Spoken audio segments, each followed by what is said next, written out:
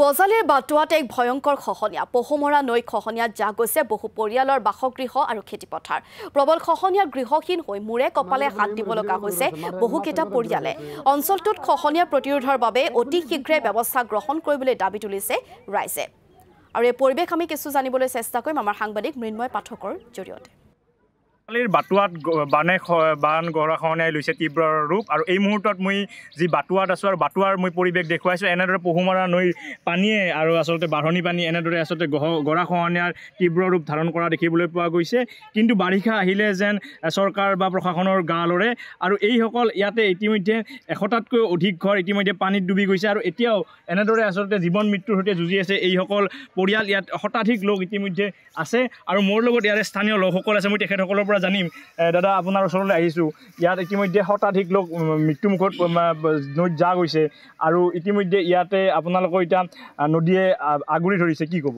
এতিয়াতো খৰালি কাল সেইকাৰণে মানে নদীৰ যিটো প্ৰকৃত ৰূপ সেইখিনি আপোনালোকে দেখা নাপায় এই নদীটোৰ যেতিয়া নেকি বাৰিষা কালত যিটো ৰূপ হয় আৰু ইয়াত প্ৰায় 100 ঘৰ মানুহ আছিল সেই মানুহখিনি ভাঙি লৈ গৈছে বানপানীয়ে আৰু ইয়াতে চাওক এই যে দুখীয়া মানুহখিনি এইলোকে কোনো ৰকম মানে নিজৰ হাজিৰা কাম কৰি নিজৰ জীৱনটো পোহপাল দি আছে আৰু এই নদীটো আহি তেওঁলোকৰ ঘৰৰ আধা লৈছে আৰু আধাখিনি আছে এইখিনি যদি ভাঙি যায় এইখিনি মানুহৰ ল'ৰা ছোৱালী লৈ এই ক'ত যাব কি কৰিব এওঁলোকৰ দুৰ্দশাটো কোনোৱে চিন্তা নকৰে চৰকাৰেও চিন্তা নকৰে প্ৰশাসনেও চিন্তা নকৰে আৰু এইটো চিন্তা কৰাৰ কাৰণে এটা অনুৰোধ জনাইছোঁ লগতে এতিয়া সিপাৰত যিটো মানে চৰা পৰিছে মাটি বালি যায় সেনেকৈ যদি সেইখিনি কাটি দিয়ে সেইখিনি কাটি দিয়াৰ লগে লগে নদীখিনি সিফালে চিধাই গুচি যাব এই মানুহখিনি ৰক্ষা পাব গতিকে প্ৰশাসন তথা চৰকাৰ আৰু ঊৰ্ধ্বতন কৰ্তৃপক্ষলৈ এটা এই অঞ্চলৰ ৰাইজৰ হৈ এই এটা অনুৰোধ যাতে এই নদীটোৰ সিপাৰে মাটিখিনি কাটি নি আৰু এই মানুহখিনিকে ৰক্ষা কৰে নিশ্চয়কৈ এই স্থানতে আচলতে শতাধিক লোকৰ ঘৰ উটি যোৱা দেখিবলৈ পোৱা গৈছিল বাৰিষা কালত বাৰিষা হ'লেই যেন পহুমৰা নৈ ওফন্দি উঠে আৰু ওফন্দি উঠাৰ ফলত